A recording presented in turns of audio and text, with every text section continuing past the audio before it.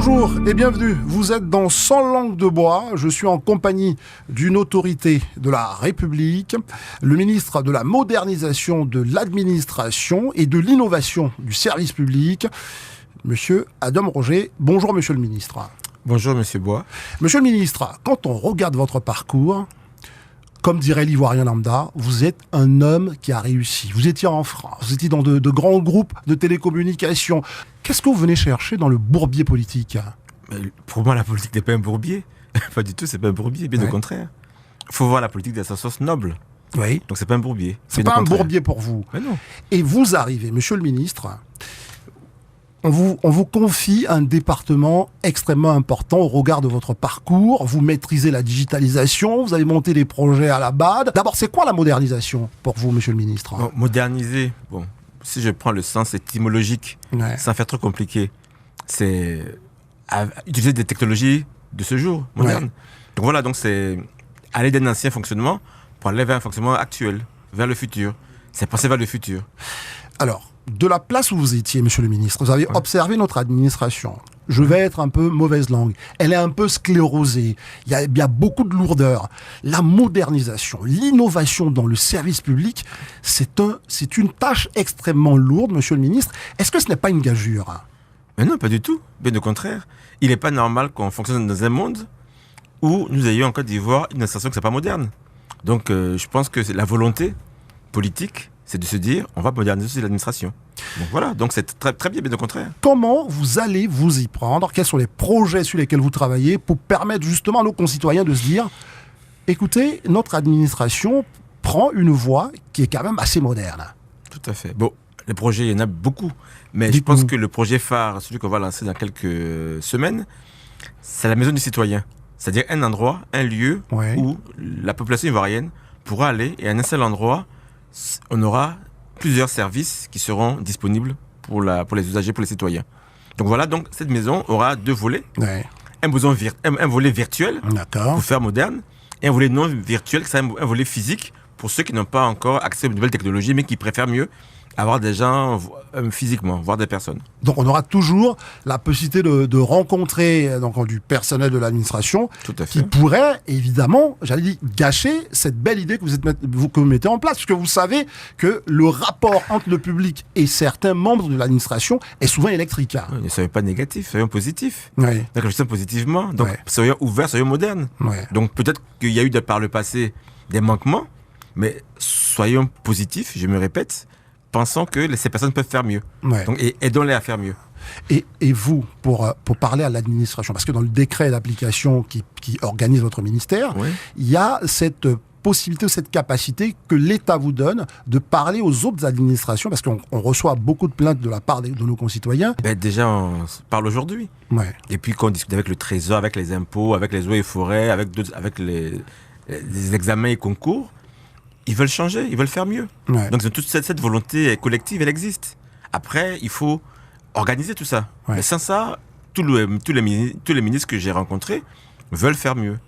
Donc il n'y a aucun problème, mais au contraire. Permettez-moi de vous couper. Dans Sans langue de bois, je souhaiterais que vous soyez vraiment sans langue de bois. Vous êtes un politique, vous avez tous les rouages justement de l'homme politique aguerri, et pourtant vous venez du privé, monsieur le ministre. Vous savez aujourd'hui qu'un fonctionnaire de Côte d'Ivoire qui dispose d'un espace qui s'appelle SIGFAE, de la fonction publique. Ouais. Dessus, il n'a pas le document de sa solde parce que de l'autre côté, le Trésor refuse que le ministère de la fonction publique ait ce document. Voici autant de lourdeur. Comment on fait ? Ce sera fait. Sa langue de bois, ce sera fait. Ouais. Donc, quoi qu'il en soit, ne pensez pas passé, pensez futur. Donc, vous dites que je suis dans la politique. Oui, certes, mais même si je viens du privé, mais dire qu'on va faire les choses, c'est pas faire des fausses promesses. Ouais. Donc on va les faire. Ouais. Donc s'il y a eu des choses qui par le passé n'ont pas été faites, je suis confiant qu'on saura le faire dans le présent et dans l'avenir. Ouais. Donc c'est pour ça que sans langue de bois, je vous dis que si seulement puisse parler à un moment donné ou à un autre, c'est peut-être parce qu'il y a des problèmes de sécurité, des problèmes de confiance. Ouais. Il faut briser la confiance et bien il faut créer la sécurité.